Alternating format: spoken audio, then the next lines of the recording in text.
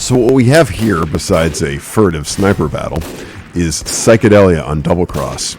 We've used the Building Hats plugin, which has been around for a long time, and added a bunch of new unusual effects from different taunts from past years, mostly Halloween, but a couple are winter, and put some buildings with unusual taunt effects on them in the Skybox, so they're 16 times larger than normal and appearing in the sky. What's going on here is, I believe that's Arctic Aurora, and you can see a little insect NG up there, who is one of the other admins who has placed some of these buildings. And that makes Arctic Aurora, which is normally a very large taunt effect, be a map-wide effect now, taking over the entire sky. It was a non-trivial task to position a level 3 sentry right. So the sentry's moving back and forth, and the effect is tied to it. And so the effect is moving around a little bit in addition to its own animation cycle, but we've got it so it's basically occupying the entirety of the sky. In addition to that, we've got whatever bubbles of whatever over there, and one of the flavors of Girardi Shock as well. And over here at this end, we have, besides this furtive sniper battle, the Arcana taunt. I forget if that's Enchanted or whatever the hell it's called. And one of the spirit ones. I think that's Magical Spirit, as well as old school 72 there. 72 is a pretty, I don't know, tame and outdated effect, but it gets pretty cool when you move it to the Skybox and have a 16x giant mirror ball with its beams of light occasionally flashing down there. So I've enabled no clip so we can get a slightly better view here. You can see if I go up too high, we start to get the actual edge of the map because it's completely bright white on Doublecross. But if I stay down here a bit, it's mostly effective, and you can see, I think that's my teleporter that has the Magical Spirit on it and a little bit better view of the 72. I have a sentry as well. Unfortunately, you can't see it because it's such a pain in the ass positioning buildings, trying to get them visible in the regular playable part of the map. And there goes the Fly NG again, checking things out. Now over here, when we move around a bit, you can see in the playable area of Doublecross, there's the Abyss where you fall into and hit the kill layer pretty quickly, though. Because the way Doublecross is made, you actually can hang out at the bottom without God mode, because the kill layer does not extend all the way to the Abyss floor, that is.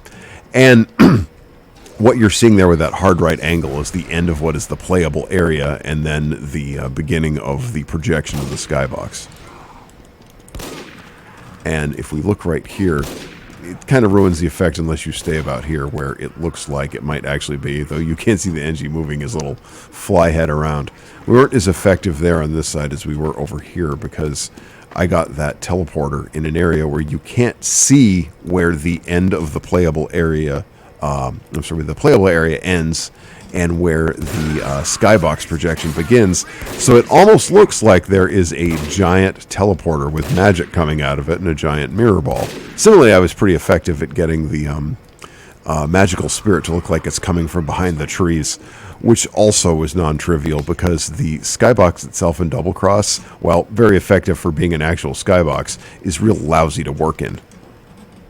So here we are in the Skybox, and what you're hearing is the incessant clicking of a couple sentries that are furtively trying to kill each other. They're both out of ammo, so they can't damage each other. This one is actually trying to take me out right now. It is possible to turn off targeting of players via sentries, but you can't turn off sentries targeting other buildings without an additional plugin. So what we did was let them run out of ammo and then plunk them down and reposition them and reposition them and reposition them until we got them where we wanted. We're still not 100%. I don't think this teleporter is visible at all anywhere, but I think about every other one is. And you can see it's all within a relatively small area. The Skybox is, as I said, 1/16th scale, so even the farthest thing away, which is that dispenser with the 72 effect on it, is really quite close to the other one that's as far away, which is my dispenser with whichever bubble effect that is. And the Arctic Aurora on this level 3 sentry is what is filling up the entirety of the Skybox, because the entire area is not that big, but it's 16 times as big as you perceive it in the playable area, so it's absolutely enormous. So So as we enter back into the playable area, I'm now outside where people can get normally, but this is still in the regular size proportion of the map. You can see Arctic Aurora is taking over absolutely everything and even ghosting out 72 quite a bit.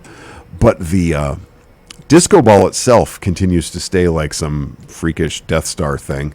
But the light beams it puts out come in very intermittently. Depending on where the Sentry is in its rotation, it can more or less completely consume them.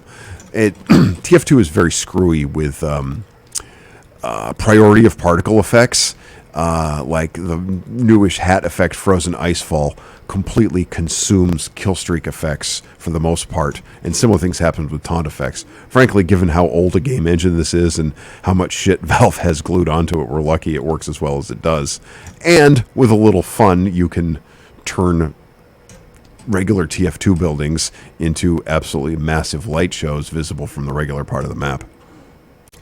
So I switched a couple taunt effects around and got rid of the wannabe Arcana effect and instead have Wintry Wisp, which is maybe not quite as good, but it gives you an idea of the scale and how important the camera is with its location in the Skybox to how big things appear, even if they're all 16x, how much they get consumed, how much they consume the foreground when you're looking at it in the playable part of the map is directly proportional to how close it is to the camera. And my teleporter there is much farther away from the camera than the Sentry is, that is eating the entire map with its effect. Even if I walk back this way, past all of these people, you can see it's continuing to consume the entirety of the viewable space and making not the Doublecross morning that someone did in SFM, but this is Doublecross Mushroom Trip. And it's the same size effect, obviously, as what's going on over there with that teleporter. It's just much smaller because, that is to say, the teleporter is much smaller because of its proximity to the camera.